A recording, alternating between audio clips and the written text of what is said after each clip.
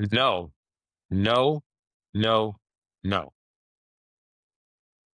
God, I wish this were a joke, but it's not.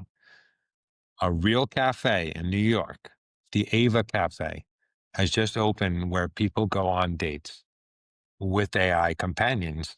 No humans required, no messy emotions, no connection. Where do I sign up? Right?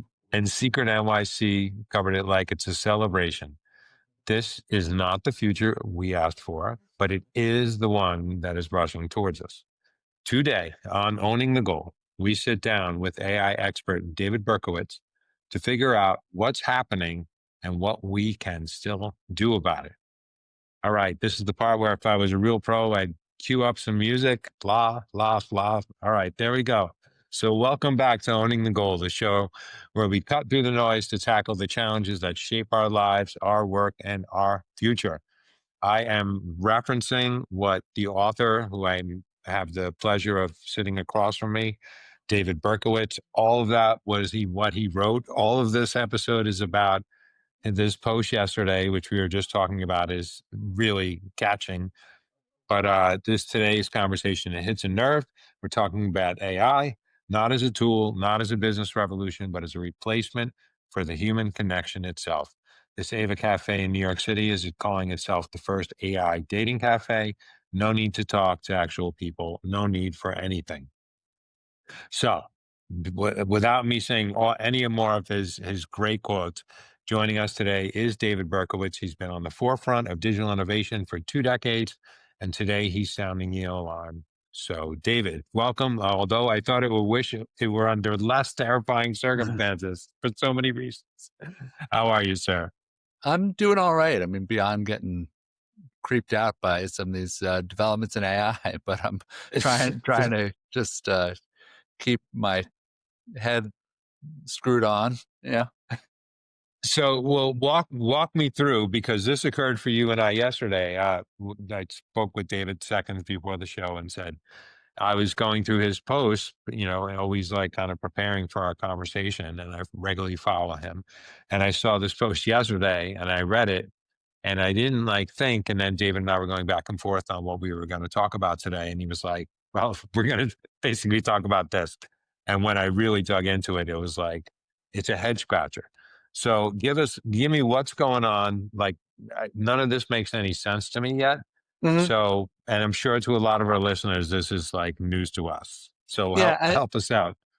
I, and I got to preface this by saying that this has everything to do with sales, and it doesn't seem like it does at first, and it seems like a little bit of an odd topic to talk about an AI companion cafe on a podcast that's really about how you own your goal and advance professionally, but you obviously bring up some life related topics too.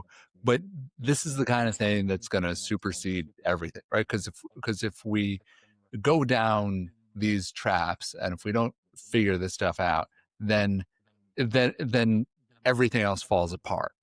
And I mean, like, what sales ultimately? Well, sales is, I think, in the most simplified way, it's about two things. It's about transactions, but it's about relationships, right? Like, so yes, like there are plenty of things that I buy at my local 7-Eleven. I happen to really like the guy who runs it, but uh, yeah, I'm happy to see him. But I'd shop at that 7-Eleven regardless of who was walking behind the counter when I need my caffeine fix, and I go in there. So that's not really relationship play. Yeah, I buy a lot of like my software I'm using when I have no relationship whatsoever to ChatGPT or Google or some of these Dropbox and all these tools I'm using.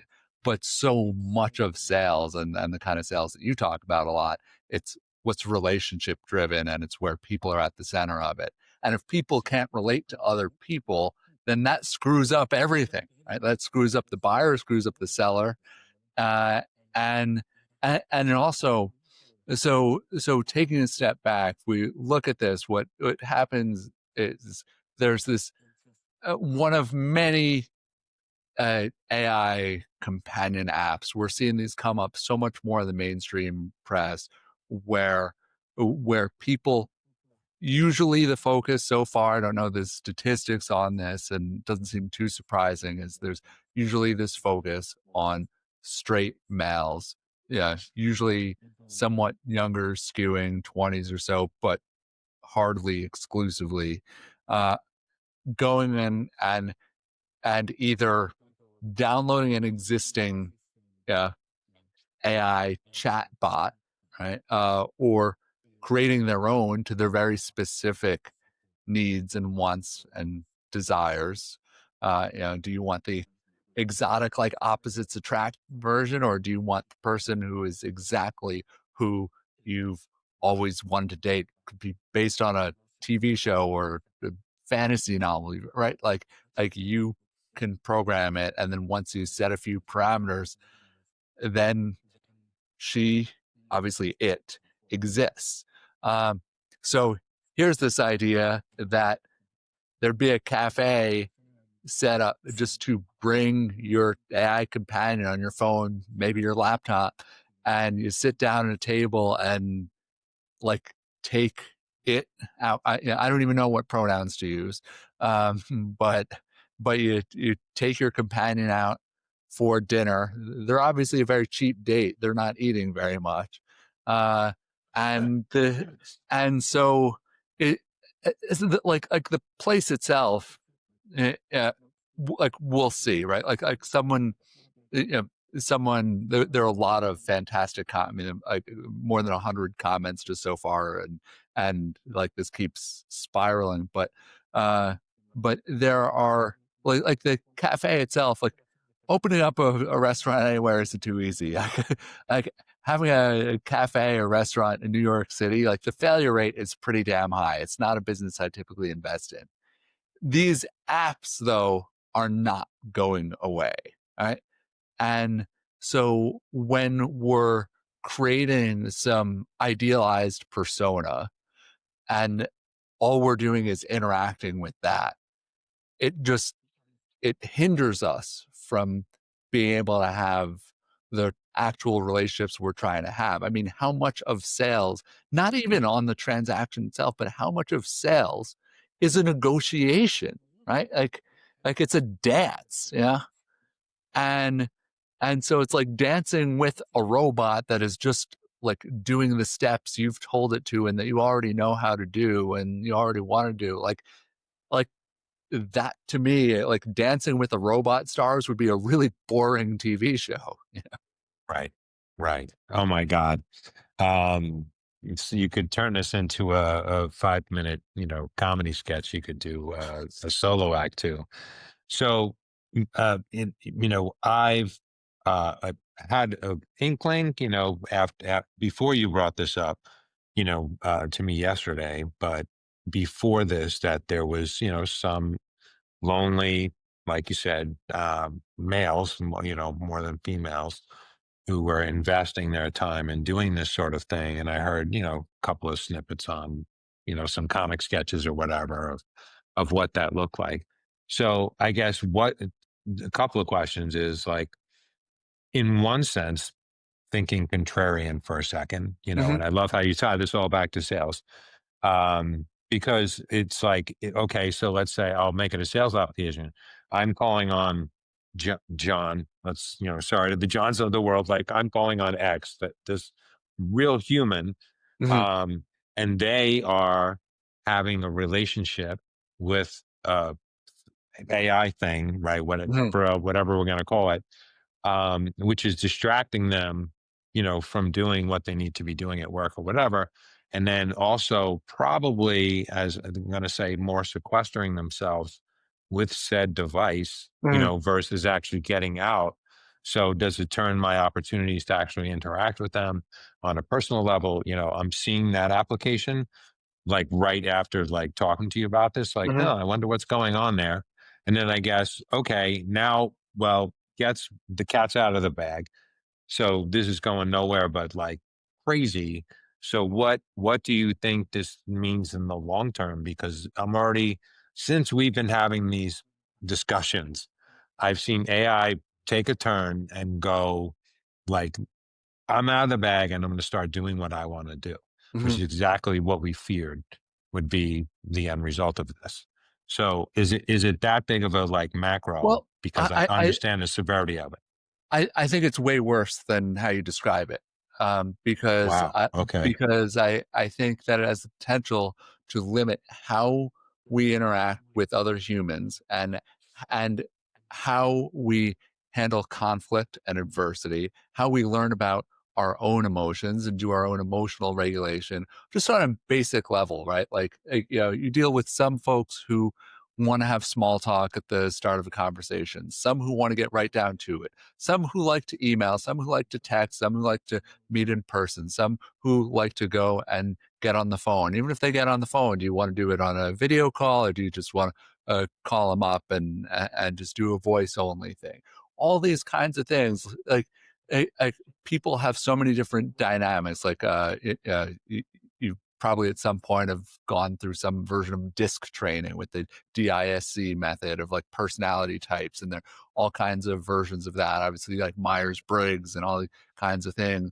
And some of it's a little cheesy, a little hokey. Some of it is based on just what's very real, that like you and I would probably have some different different personality types. And if you're more dominant or passive, or like things one way or another, then it's going to be better if I speak to you more on your level, right? Like if you have a boss who wants things summarized in a sentence, you do not send them the one-page version. You don't. The same thing to a client, whatever.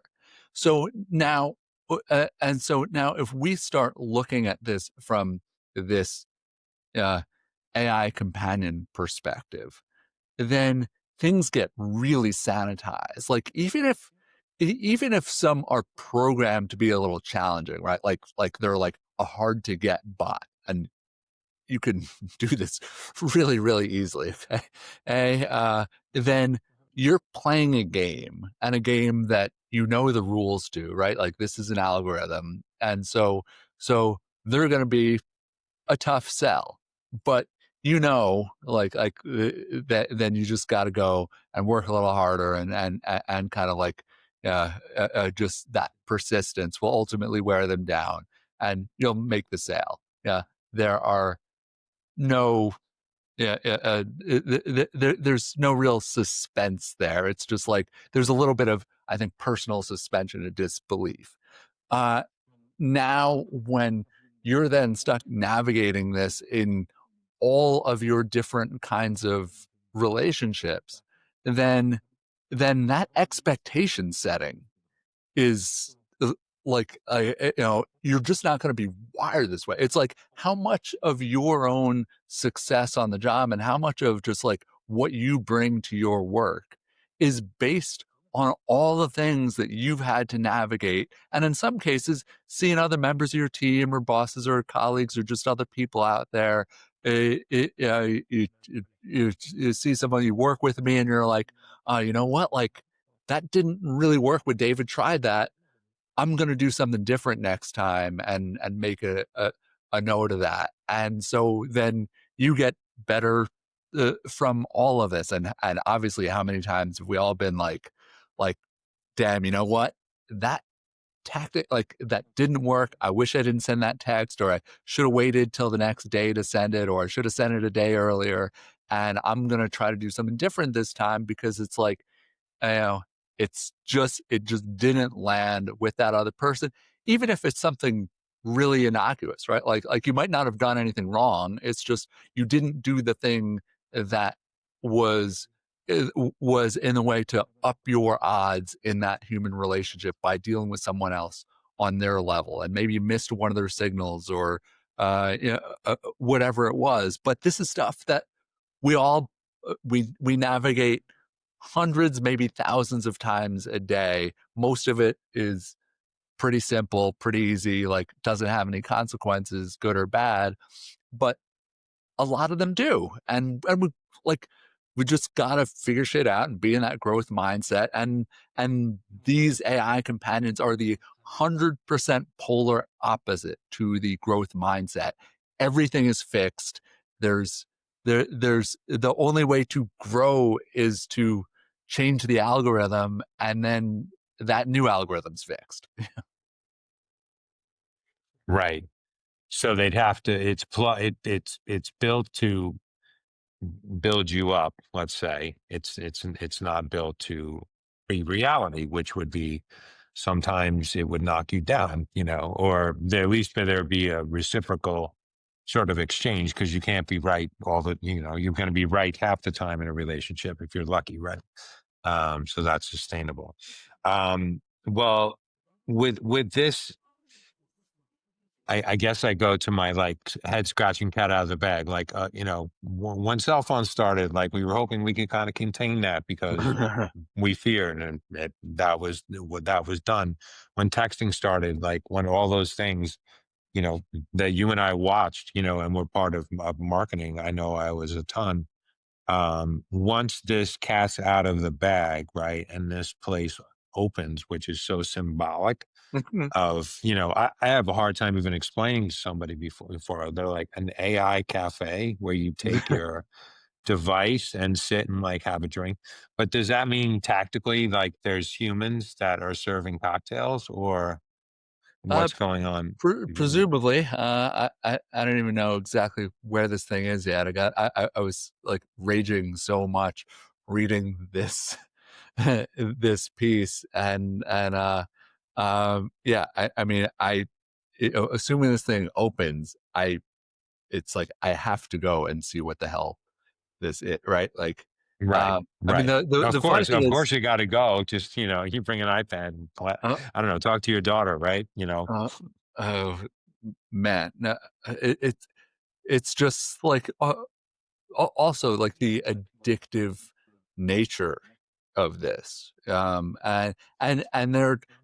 there's some of these analogies that are popping up in part from me and in part from others um, in this thread.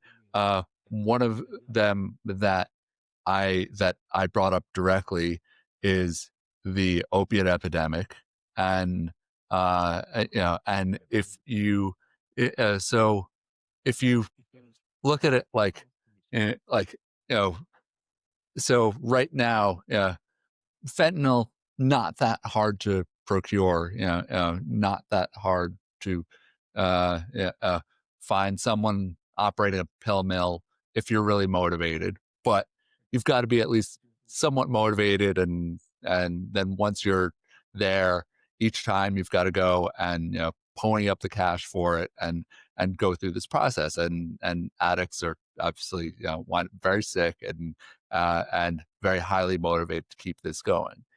This is some kind of like trigger some kind of emotional addiction, constant dopamine hit, extremely cheap, right? Like these premium versions, like like the Chat GPTs, or like the premium ones that are programmed for AI companions. You're talking about these like $20-$30 a month subscription, and a ton of this stuff you can get, like much of AI, you can get it for free. Okay, you can access this 24/7. You don't need any dealer, you don't need any connection. You can get this. You have something that billions of people around the world can technically access today if they wanted to. And so this, it's like you just throw just uh, tons of crates of fentanyl in the middle of the town square and be like have at it. Yeah. May, maybe you charge them $20 just to get into the town square. And it's like, just go. Yeah. Here's, here's your supply. Enjoy. And there isn't any of that protection for these folks, where it can be highly seductive, just because it's like I think one of the other analogies is it's all dopamine. There's no serotonin, right? Like dopamine is that reward center. I want it now, right? And like if you get that reward every single time, or if they're really screwing with you, you only get it some of the time, and it's a variable, and so you go and it's like a slot machine, right? You don't know when it's going to pay out, but you got to keep going because that there's a chance that a few times out of every 100 spins you're going to get something, and you're going to keep going further into that hole almost every single time, but you want it, right? Serotonin is that, like, I'm content with my life. I'm okay with things. Like, maybe in in a better moment, it even leads to this, like, just like real fulfillment with things. But this, like, that's not what this stuff is for, right? Like, this is all like that rat brain of ours, give us that sugar water and we will do whatever it takes to get there. Right. Right. And, as we're talking as fellow parents, one of the notes, we had made was talking about, okay, so I have a 20-year-old and a 17-year-old. Uh, what's like a worst case scenario there? And like, as you're thinking, sharing with me your thoughts, I'm thinking about, like, wow, how much like a terrible drug, right? Or scrolling, or, social media addiction, all of them through our devices. What's the extra damage, that this causes a developing mind, um, you know, in life and dating and functioning at college and like Mhm. all this other stuff. So that's scary, right? And I guess my question to you is like, well, okay, so as parents, how could this be monitored, and or does do you put up an age gate on this? Like the liquor business, right? You can't go to Mhm. the website unless you're 21. Um, which is not going to stop everybody, but it's certainly going to be a minor deterrent. Like it sounds that serious, right? Yeah, it sounds that serious, and also, for the developing brains, like a lot of it isn't fully baked until like around age 25 or so, right?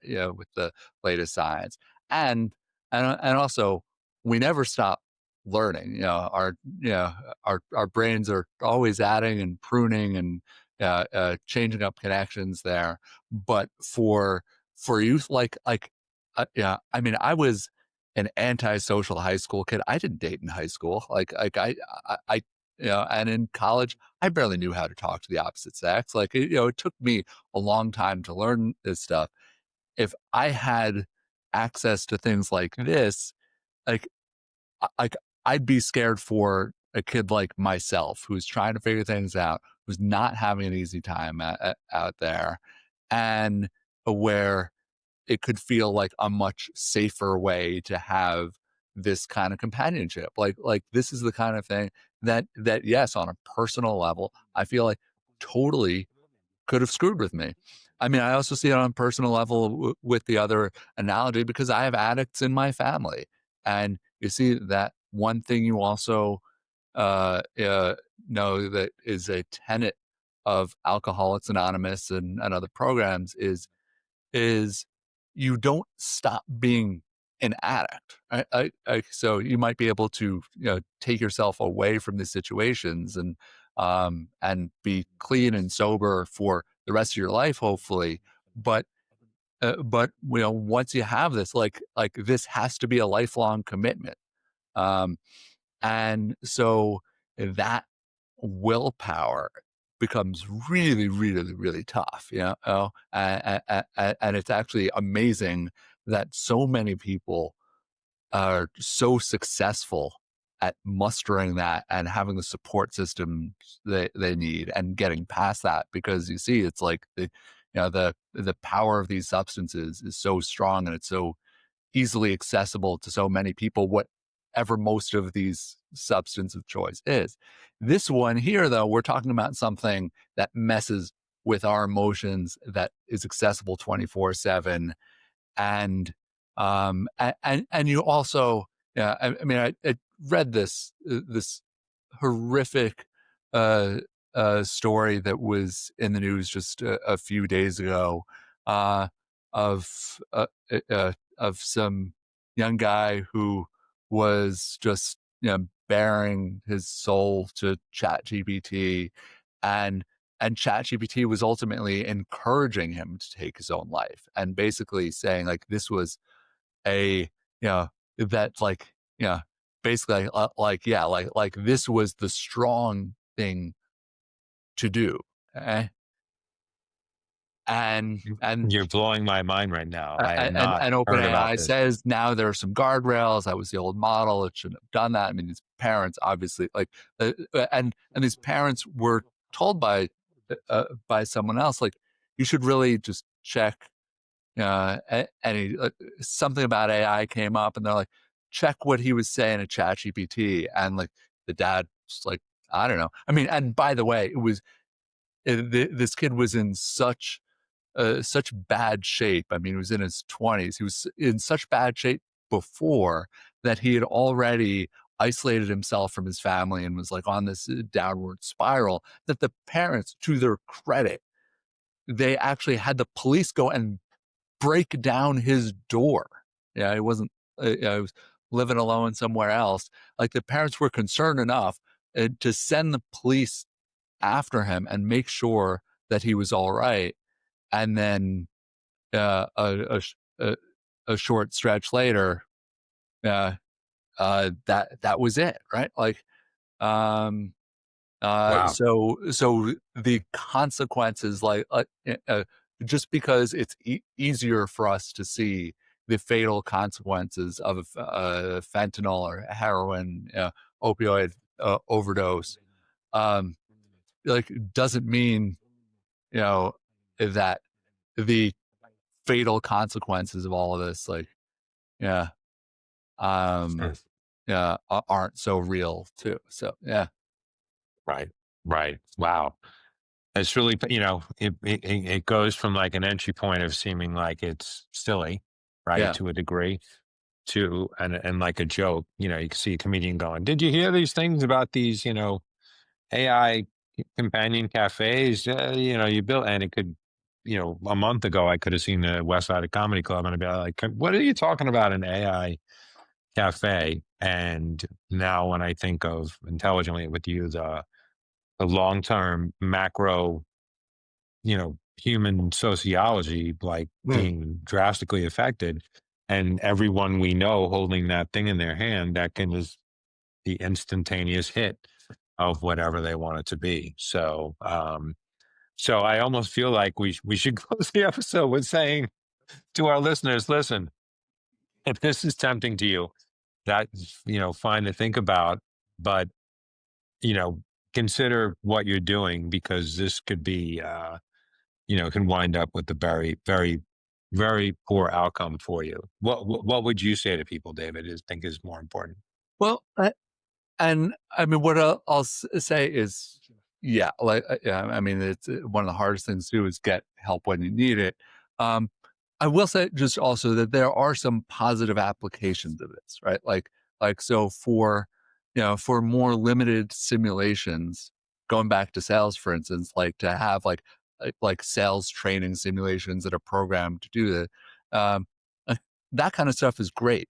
Even navigating some social situations where it's like, okay, it's just kind of like walking you through on how to get better at small talk uh, on a date. Like again, like in my teens, early 20s, I probably could have benefited from something like that, and I wouldn't have like wanted to do that with an actual person. I would have been way too embarrassed. But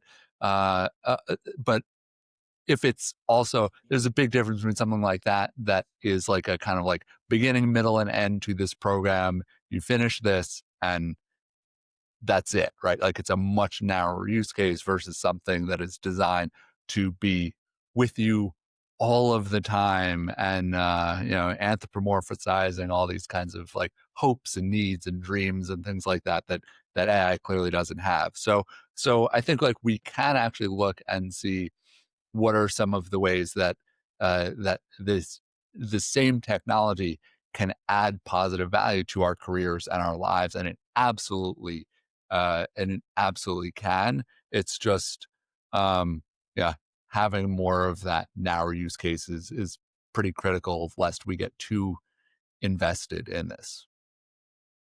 Got it. So well said, David. And wow, I love that we're, turning the show into a good community positive message, to help people before they might not even know they Yeah. need help. All right. So as a segue out, give us any updates you've got with AI Marketers Guild and events you've got coming up, maybe for the holidays or whatnot, that you can share with our listeners. Yeah, well, I mean, every Wednesday around noon Eastern, we do these virtual community calls. Amazing guest speakers coming on. A session on vibe coding coming up that I'm running. There's something on. There's something coming up with the interactive ad bureau, so they've been great presenting partners with us. So that's just continuing to go strong. Launching a new newsletter soon through Marketecture Media, where my communities are housed on the AI brief. So make it even easier to go and deliver some updates about how brands and agencies are using AI and some of the latest developments out there, specifically how they relate to marketers. So, yeah, there's a lot coming up. That's fantastic. Well, you continue to own your goals. So as we wrap up here, I want to say that this is I'm in lockstep with David's views on things. So this isn't about anti-technology or Right. progressing. It's about being pro-human, if I can sum it up. So Hmm. AI can build tools. It can't build love. It can mimic conversation, but can't share lives. Which Hmm. any salesperson has built their life on shaking people's hands and looking them in the eye, progressing towards long-term relationships. So while a Ava Cafe may seem like a novelty, perhaps it's a warning shot, a sign that we're drifting towards emotional convenience at the expense of emotional connections.